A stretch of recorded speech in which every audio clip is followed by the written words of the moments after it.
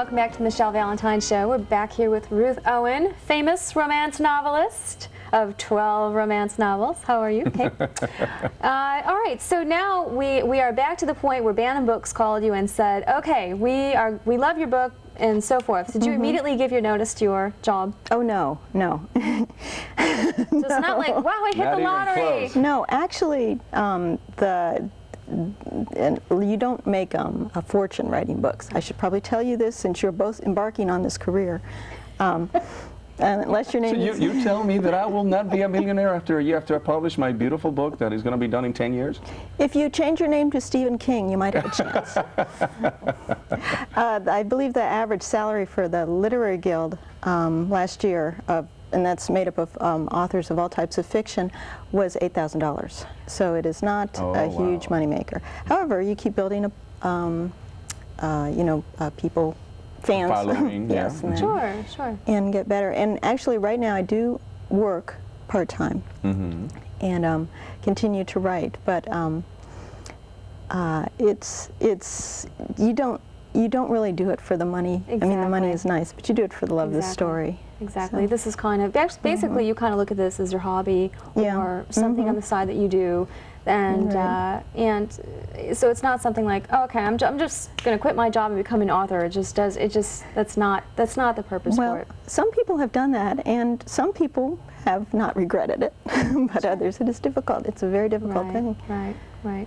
You know what? I was reading in your bio that your first book had a character that was a virtual intelligence computer. Yes. And I think you named it Einstein. Einstein, yes. Can you tell me a little bit about that character? Because I think that's interesting. That was, and one thing I learned after I'd written for a while was, after I'd sold my book, in fact, is that you never write about technology, ever.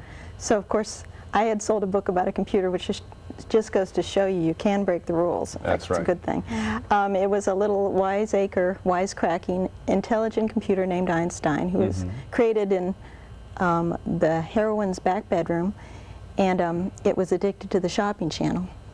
So I had a lot of fun with that. In fact, he was so popular, he went through 4 of my books. So. Oh, wow. He had a huge following. Wow. So now, speaking of books, you have different languages. Now you've got 12 books that are out now. Actually, I have 10 that are out, but 2 more sold. So, okay. Yeah, technically. And these books that I have here are books that are out here in America, but these ones are written in French. Yes. And that is amazing. And you also have other ones in Chinese and Portuguese. And in fact, this one, Gambler's Daughter, just sold to China and Italy. So. Wow. And I haven't seen the books yet. So can you imagine reading this book here? And now you don't change the people on the cover or anything. They just look like this, but with Chinese. They don't look like Chinese people. No, of course they have to change them. They have to put a couple Chinese people there.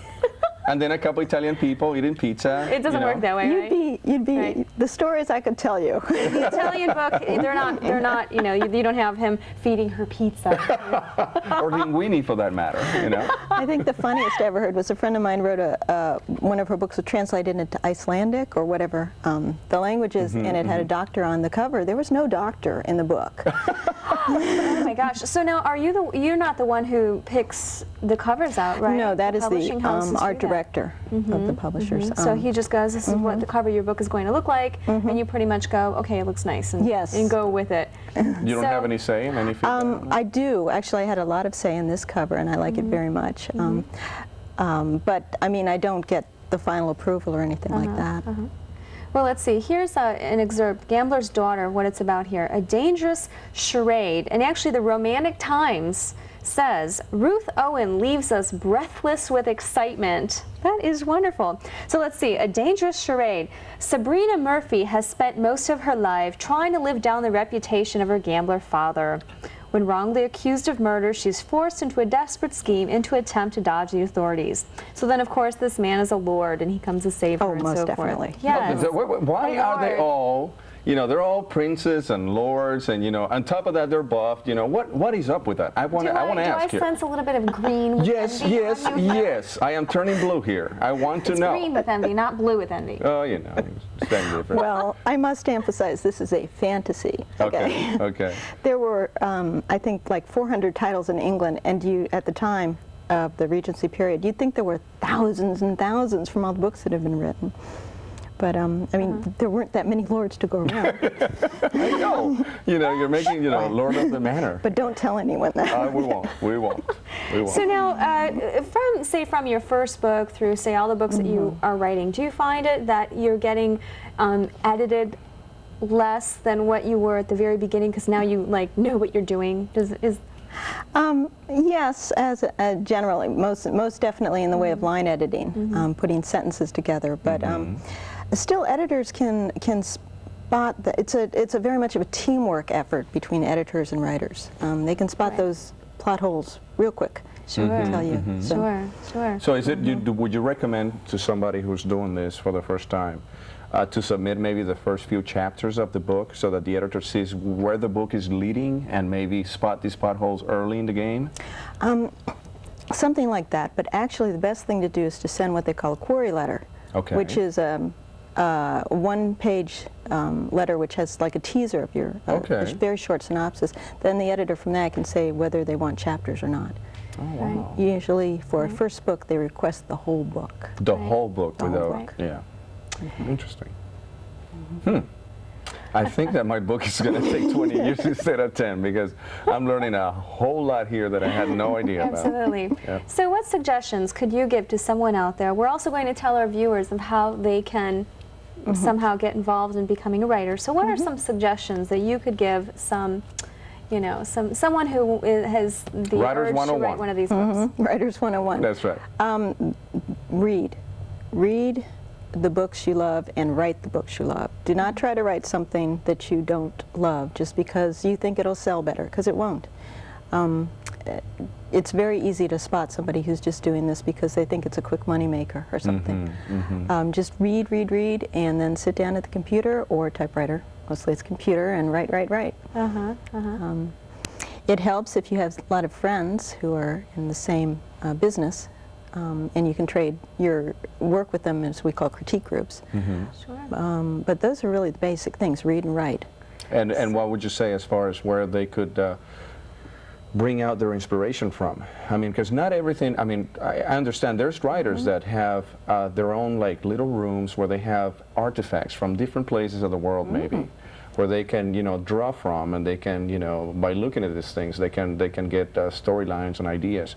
Is there anything that you can tell the folks out there that want to start writing as to what can they do what kind of tricks, you know, are there to draw from to get ideas? I personally think that, like, if you were to like go out with this guy and spend some time with him, you know, that would be such a Michelle. And that would be great to do some research and to, you know, exactly really feel his life. Michelle, and this is a fantasy guy, okay? No, this is a real guy. They took this picture on us. Is this a real guy or is this not a real guy? A real guy. He comes from Muscle Magazine. That's a real guy. I know that's a real guy. So you could spend time with him and get some romantic ideas, and you could, like, you know, pose a few times and say, okay, let's do some poses. And oh my God. Okay, let's say that you cannot find Mr. Studley Meister out there in the streets. What, madame? He's a lord. He's not a Studley Meister. Okay, I'm sorry. Mr. Lordy Meister. What would you say? What would you say to somebody out there to draw from? Okay, now the original question was, where do you get your ideas? Your inspiration, correct. And we have 30 seconds to say this. So we have 10 more seconds to say this. How would you say it? From the books you read and your past experiences, and also family situations and friend situations. Why don't you tell people quickly of how they can get a hold of you? Okay. You can call me if you would be interested in joining our romance writers group. It's 407-740-5834. And we take unpublished as well as published authors, and we all started as unpublished authors, so I encourage everybody to follow their dream and give me a call. Amen. Okay, Amen. Stay tuned. We'll be right back. Don't go away.